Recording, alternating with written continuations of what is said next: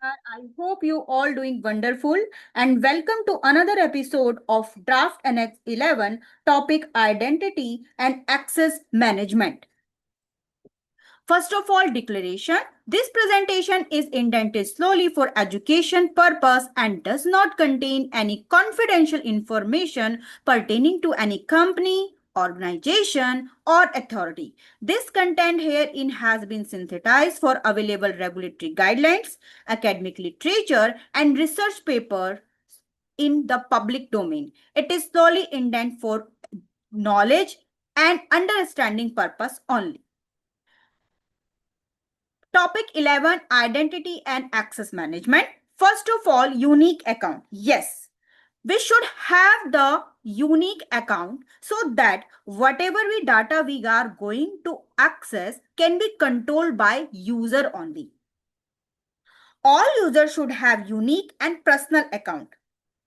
The use of shared account except for those limited to read-only access. This is written in Annex 11. When we have to access any data in read-only mode only, then we can share the account. For example, for any literature, for any development study, for any GMP data that can be used for read-only purpose, for further education purpose, for another work purpose only, then only that case we can access a shared account. This is written in Annex 11. Second one is continuous management. Whatever we user account we prepare to manage our overall applications should be continuous management. How? For example, when anybody join in the company and we give the job responsibility, according to job responsibility, their account prepared, change or manage or modified according to job responsibility. So there should be a management procedure, or you have some history of each and every user in your management system, how you continuous manage the user account in GMP environment. If anybody asks about any user history of user management, we should have that. Third one is certain identification. Certain identification means there should be certainty of the identification.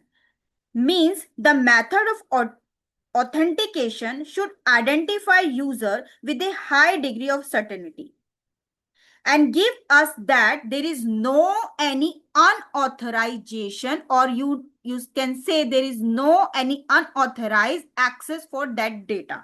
So the certainty of that data access should be identified by unique user identification, unique user password. We can use another level of security also, like biometrics in this case, so that we can certain about the authentications. In Annex 11, this is written that authentication only by means of token or a smart card is not sufficient if this could be used by another user. So that is the written in Annex 11, that if you give like token card and like this, so it can be used by another user. So we have to ensure the certainty of authentication, certainty of identification with such a control that can give us a surety that this data can be accessed by the authorized person only. The fourth point is confidential password.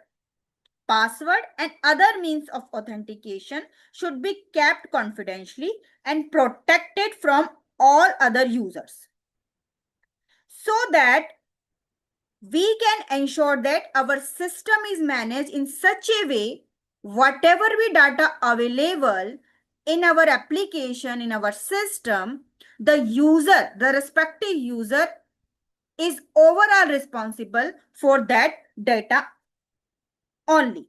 So the confidential password is the responsibility of each and every user. The fifth part is secure password. Password should be secure and enforced by the system. Password rules should be applied each and every application on the base of risk assessment, on the base of mitigate the risk that unauthorized access of our application cannot be happen. For critical system, password should be sufficient length to effectively prevent the unauthorized access, and certain rules are applicable in that case. For example, the uppercase of the password, what is the lower case, and the combination of some different cases like alphabet should be there, like numbering system should be there, like some symbol should be there. That type of the system we should be apply in create the password.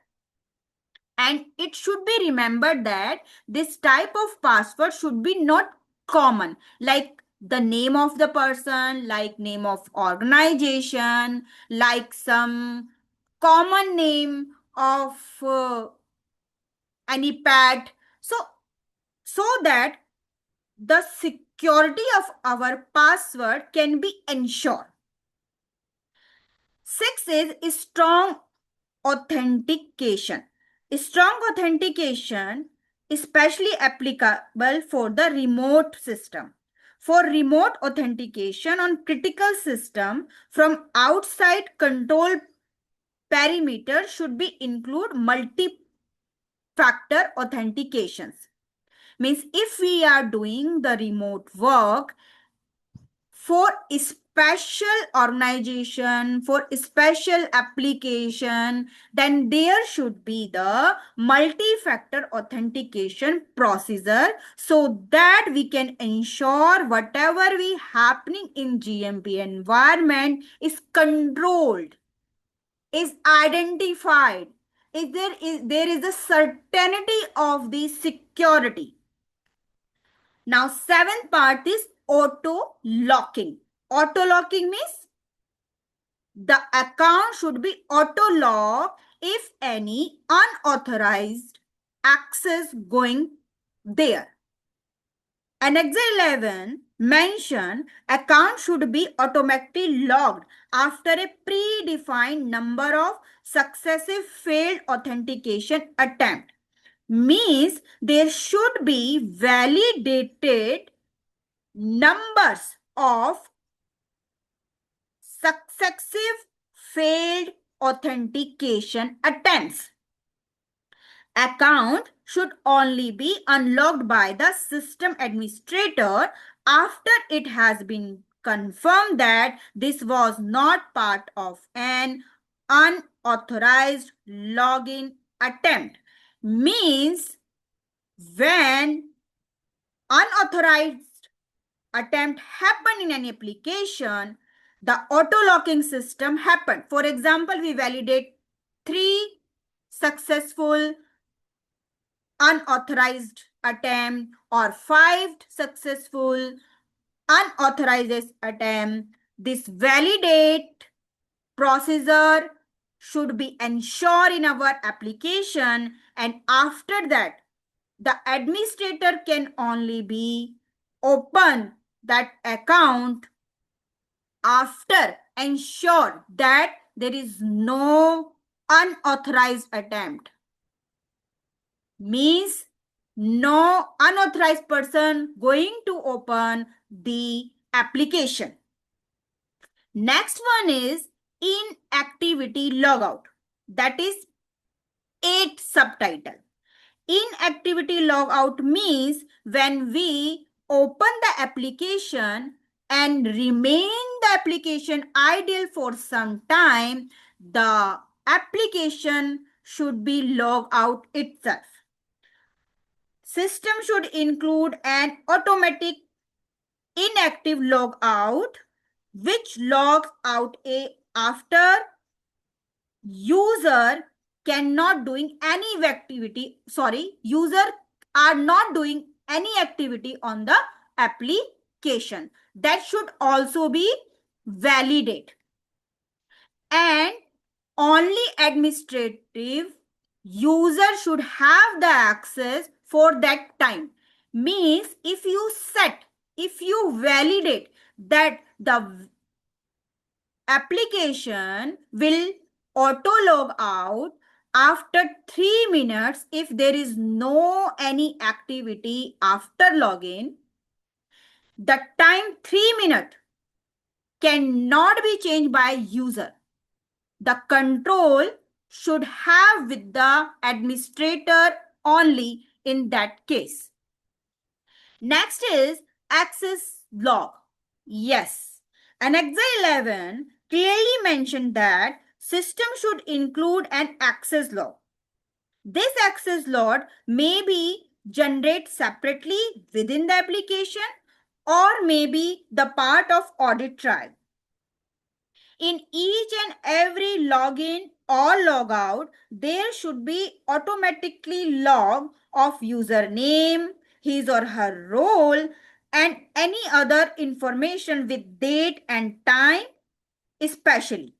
The log should be sortable or searchable form.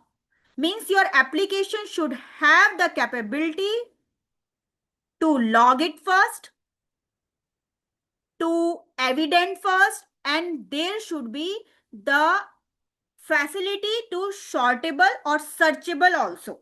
If this is not happened, then application should have facility that we can export the data in any Excel and any other mode, and we can sort with different application.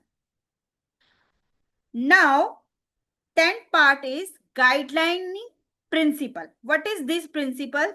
These principles are clearly mentioned in Annex 11 that access privilege for user of computerized system used in GMP activity should be managed according to two important principles. What is first? First is segregation of duties.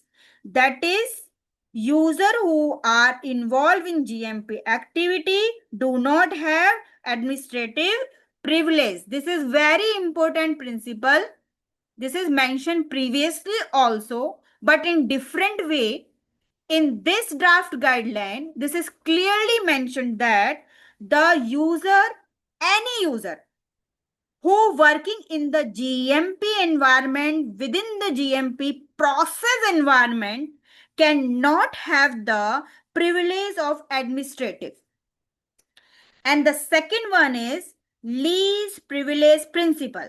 Least privilege principle is the user do not have higher access privilege than what is necessary for their job function. Means whatever the job responsibility assigned to the user, all privilege of any application should be related to that only, should be limited to that only.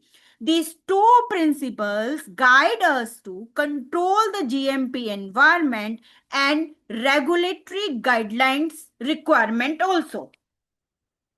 11th part is recurrent reviews. Recurrent reviews means how can we review frequently on the basis of the risk, whatever the data we are choose to review, and we have to review each and every GMP application frequently. This is the important part. We should remember that we should review the user access privilege regularly, frequently, so that we can see that is there any unauthorized access available. Maybe there are some employees still in the GMP environment application that are not using that application. very simple line written in Annex 11 that user account should be subject to recurrent review where manager confirm the continuous access of their employee in order to detect access which should have been changed or revoked during daily operation but were accidentally forgotten. So the review process should be come in the picture in approved procedure so that we can ensure that there is no any unauthorized user available. The user that are not working in that application is not still in the application. These all the things come in picture when we regularly review. And these after doing this review process, whatever the outcome comes, we have to take sufficient actions to mitigate that review point. The frequency of these review depend upon your risk-based approach.